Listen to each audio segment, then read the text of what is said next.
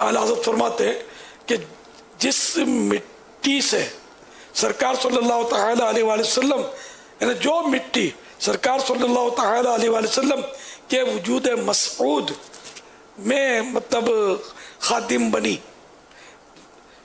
उसी मिट्टी से सिद्दीक व फारूक रदी अल्लाह अनुमा भी, इनका वजूद भी इसी से बना है। इसीलिए ये दोनों साहिबान भी सरकार सल्लल्लाहु तआला अलैहि वसल्लम के कदमों में ही दफन है, कि उस जगह की मिट्टी थी।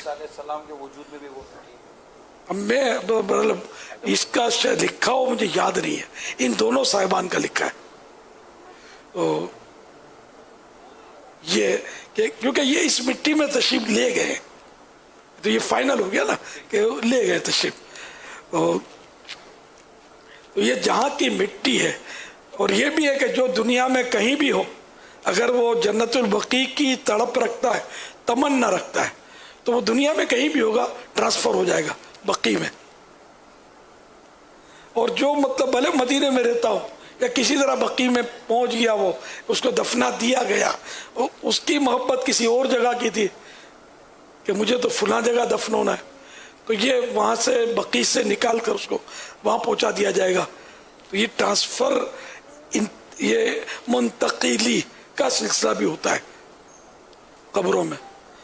पर अल्लाह करीम हमारे हाल पर रहम फरमाए।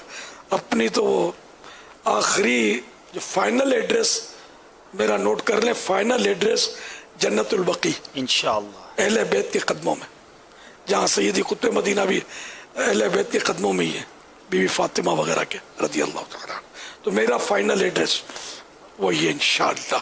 अब मेरी तमन्ना है, अब दुनिया में कहीं भी मरूंगा, अल्लाह करे कि मैं वहाँ ट्रांसफ़र हो जाऊँ मेरे आका के कदमों में, काश।